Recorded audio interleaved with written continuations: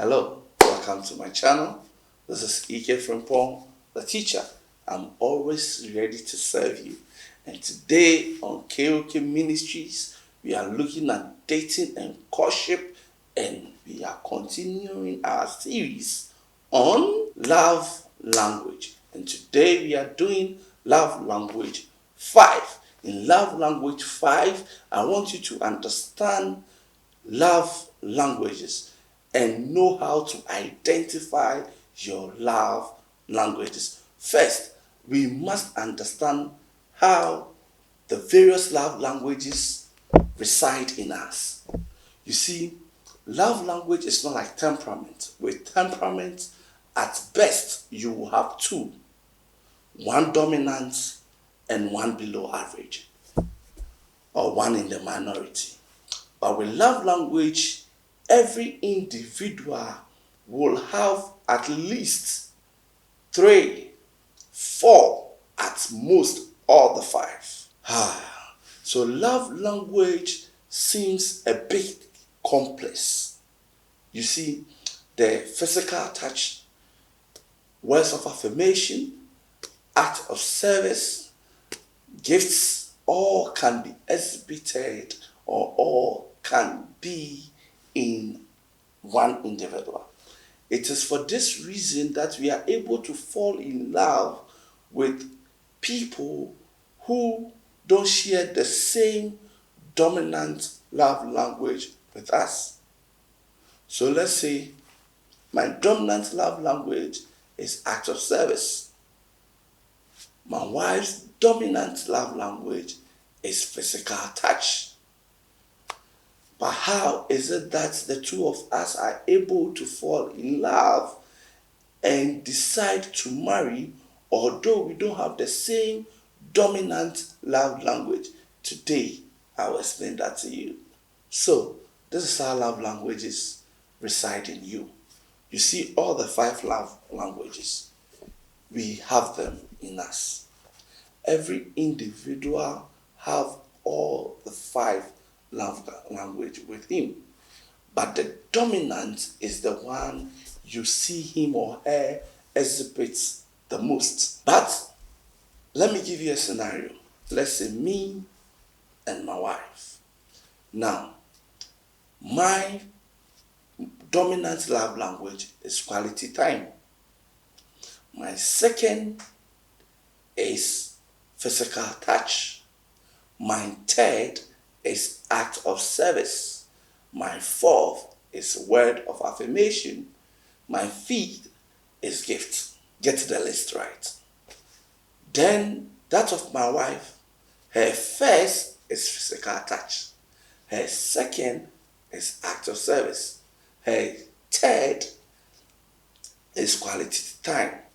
Her 4th is words of affirmation. Her 5th is gifts. Now, how then are we able to fall in love? You see, with temperament, your dominant may be about 50%. Then the one in minority will be below 50. But love languages don't work like that. So in love languages, let me say me, my quality time will be, let's say, 40%. Then my act of service will be like 35%. Then so that is how it works. With love language, the dominant may not even be above 50%. Yes. So although you have all the 4, you have it arranged in you. So you exhibit a lot of the quality time, and because you are exhibiting a lot of the quality time, you tend to think it's the main and the only love language. No, love language is not one big dominant one with the rest in the backyard. No, or the rest in a very minority numbers. No, love language, you will have your dominant one and even your second on the scale very close. So your dominant will say be 45, your second most dominant will be like 40%. I'm talking in percentages. So your major one will be like 30%. Your second major will be like 28%.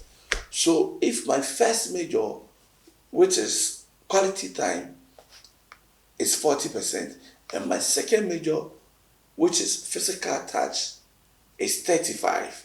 If I meet a woman whose first is physical touch, which is my second, she can fall in love with me because it is my second most dominant love language, and I'll eventually exhibit it.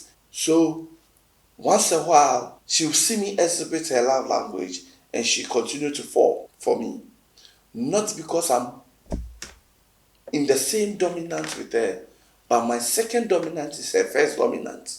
This is the reason why we are able to fall in love with people who are not in the same dominant love language with us. So if my love language is gifts, and that is my dominant, I can fall in love with somebody whose love language is quality time, but he or she has gifts as her second or third most dominant love language. Do you get it? So your love language is not one dominant love language and one minor love language. No, it is not even two minor love language.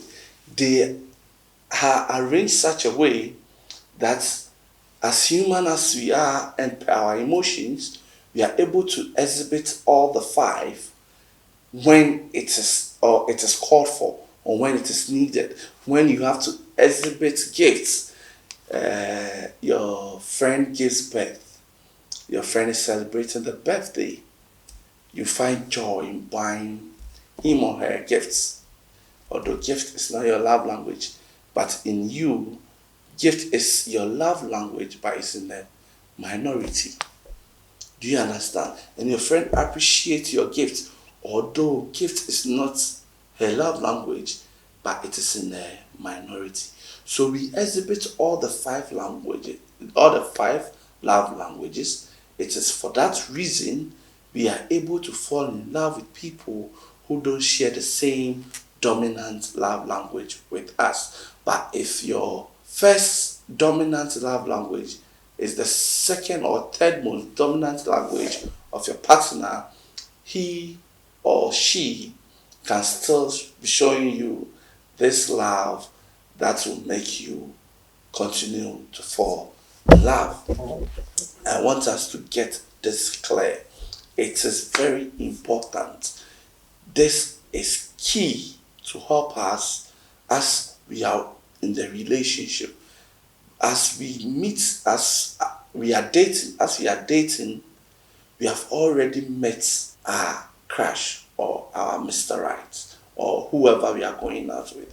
And therefore, we must learn their love language and help to exhibit them. We must be able to identify our love language.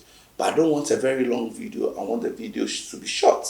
Therefore, next week, I'll treat love language 6. In love language 6, I'll teach you how you can identify your love language. And I'll give you a website where you can go and go through an exams where you are asked various questions and you answer them. And when you answer them, through your answers, they will show you the hierarchy of your love language. Which one comes first? Which one is dominant?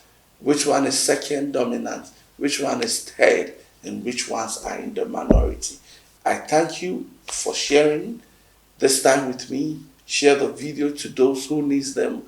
Let's continue to grow in wisdom and in knowledge. Till we meet same time next week. I'm out of here. Bye.